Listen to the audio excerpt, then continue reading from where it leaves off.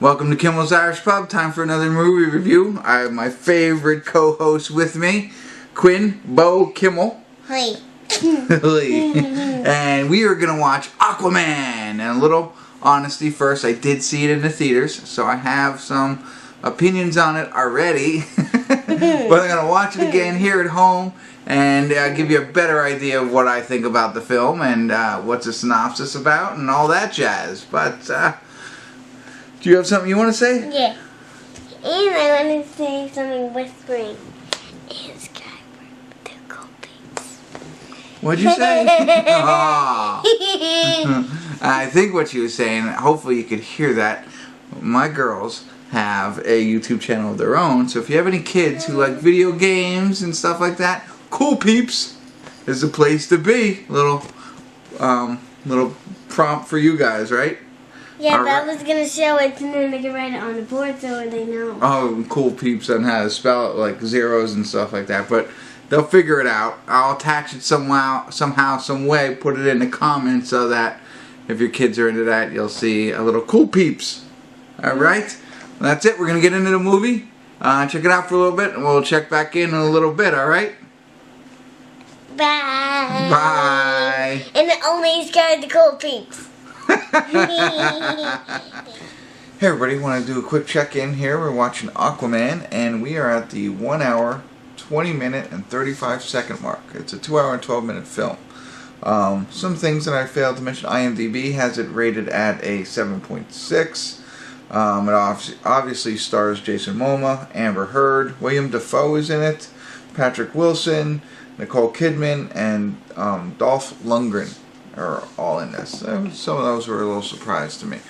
So, sort of mixing in on his origin, it's really more of a fast-forward type situation. They do show how he was born, and how he was born part Atlantean, part surface, or, above the water. His father is from above the water, and his mother is Nicole Kidman. And they create Aquaman together, and who is the heir to Atlantis. But then she also has another son that's played by Patrick Wilson, and he's currently, I believe, the king there. And what he's trying to do is get all of the underwater gangs together to start a war against the surface people, the above water people, and conquer them, and he'd become the king of the world, kind of thing. So Amber Heard, who is the daughter of one of the other gangs, I'm calling them gangs, sorry, that is joining Aquaman's half-brother, and she's trying to get him to come down and save this and stop the war from happening and make him the king of Atlantis, and so that everybody could live in peace, kind of thing. That's really what the whole plot is about.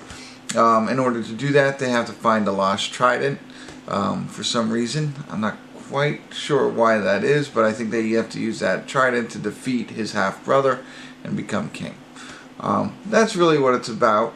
Some of the cool aspects of it are how they're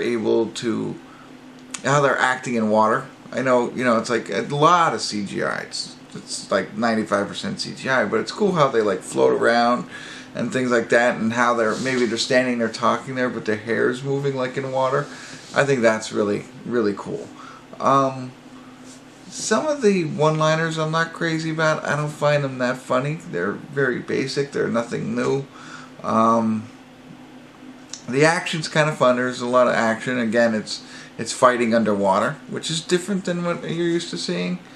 But that's where we are so far. I'll save some more opinion for the end.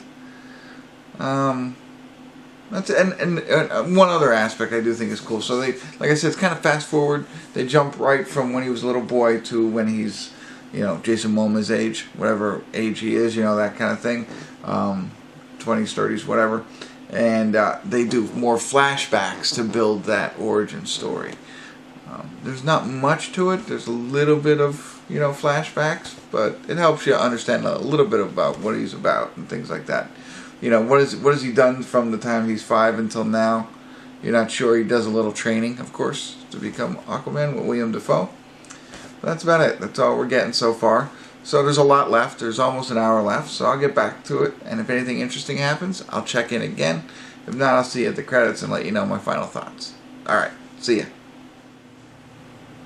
Hey everybody, we're at the credits of Aquaman, and I'm surprised as many people love it as much as they do.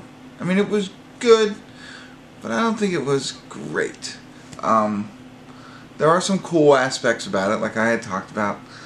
I like Jason Momoa. I think he's cool. I don't know if he's my Aquaman.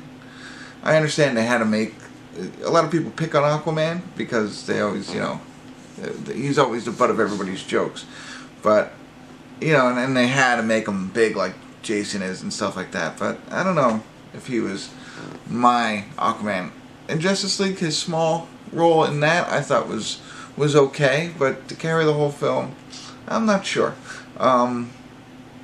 You know, and I also felt that it's heavy with criticism, as you can see, they crammed a lot in. It was 2 hours and 12 minutes, and I don't know if it needed to be that long, or if they needed to put everything in there.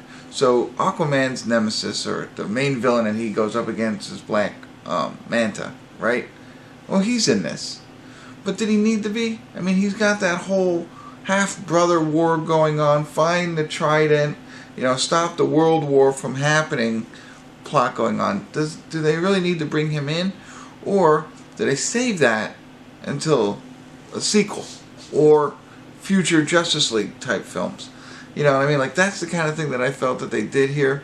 Really made it, you know, more convoluted than it needed to be, because that whole thing about him fighting the trident and fighting his brother and trying to stop the World War was very complex. On the different things he had to do and go through to make that happen was enough that you don't need to be throwing in this other subplot of his nemesis. Just my thought. You know, and I do like the outfit. He finally puts on the Aquaman outfit, which I do like. And, you know, a little bit of the origin story. And I get it. I guess every superhero movie has to have some origin story, and people I think are maybe not enjoying that as much, but they really shied away from it here. There's only little bits and pieces of his origin. They try and string you along, and maybe that's all you need, but I kind of like that. When you're developing these heroes, I felt that they created too much of a gap between, you know, when he was younger in school and now, present day Aquaman.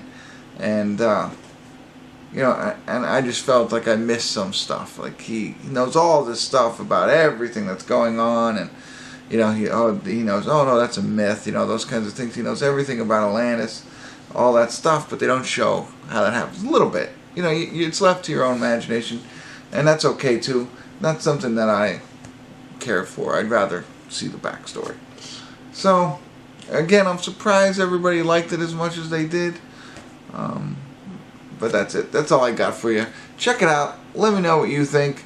I'd love to hear your thoughts. This is my second time seeing it. I don't know if I said that in the beginning. But if I didn't, I did see this in the theaters and then had to wait until it came out on DVD again. When I saw it in the theaters, I was more disappointed. So after seeing it a second time, you know, I like it a little bit more than I did seeing it in the theaters. So 2 times made it better. So that's it. That's all I got. I'll let you go now. Thanks for tuning in. Kimmel's Irish Pub.